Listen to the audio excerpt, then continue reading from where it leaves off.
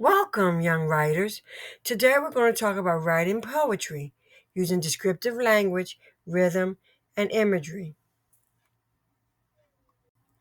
Today we're going to explore how to write poetry that is exciting, expressive, and full of vivid images. We will use three special writing tools: descriptive language, rhythm, and imagery. Are you ready to turn your words into pictures and music? First, let me answer the question: what is poetry? Poetry is like a painting with words. Instead of writing in long sentences, poets use short lines and stanzas to create feelings, images, and sounds. Poetry can be about anything: your favorite animal, a rainy day, or even the feeling of happiness.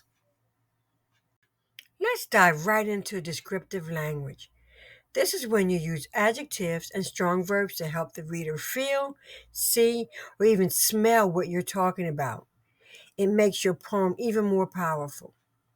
Instead of the sky was blue, try the sky was a deep ocean of blue with clouds like puffs of white cotton. See how that makes the sky sound more beautiful and interesting? Let's try using descriptive language together. I'm going to say a simple sentence, and you will help me make it more descriptive. For example, if I say, the dog barked, raise your hand and tell me how we can make it more interesting. Thank you for sharing. Those were really good examples. Here's my sentence. The scruffy dog barked with a deep echoing woof that made the mailman jump and run. Let's pause the video, and with your teacher, you're going to practice turning these simple sentences into descriptive sentences. Have fun! Next, let's talk about rhythm. Rhythm is the beat of your poem. It's how the words flow and sound when you read them aloud. You can use short, choppy words for excitement or long, smooth words for calmness. Let's look at a short and choppy sentence. Boom crashed, the thunder roared.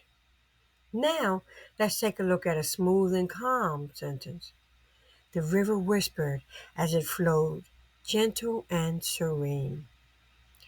Listen to how the rhythm changes the feeling of the poem. Let's experiment with rhythm. Let's write a line of poetry about a storm. Do you want your storm to feel wild and exciting or calm and gentle? Use your words to create the right rhythm. Is your storm crashing or whispering? Share with the class. That was fun. Now let's talk about imagery.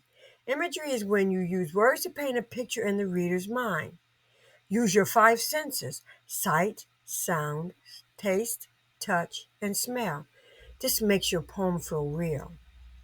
Instead of saying, the flowers were pretty, try, the flowers danced in the breeze, their petals smelling sweet as honey. See how that description helps us imagine the flowers better? Let's create some imagery together. I want you to think of your favorite place.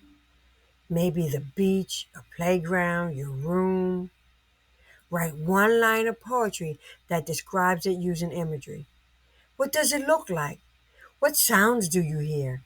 What smells fill the air? Close your eyes if it helps, and imagine being there.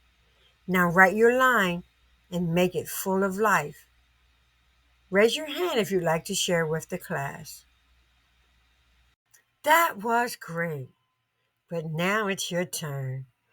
It's time to write your own poem using descriptive language, rhythm, and imagery. Use this prompt to get you started. Write a poem about a day you will never forget. Maybe it's a sunny day at the park or a snow day filled with adventure. You will write 4 to 8 lines of poetry, making sure to use all the tools we've talked about. Remember, make your poem full of feeling, rhythm, and beautiful images. When everyone is done, raise your hand if you would like to share your poem with the class. We must listen carefully for the descriptive language, rhythm, and imagery in each person's poem. Thank you for being such creative and inspiring poets today.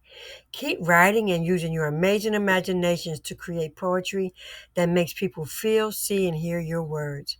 Remember, descriptive language brings your words to life. Rhythm makes your poem flow like music, and imagery helps your reader feel like they are in your poem.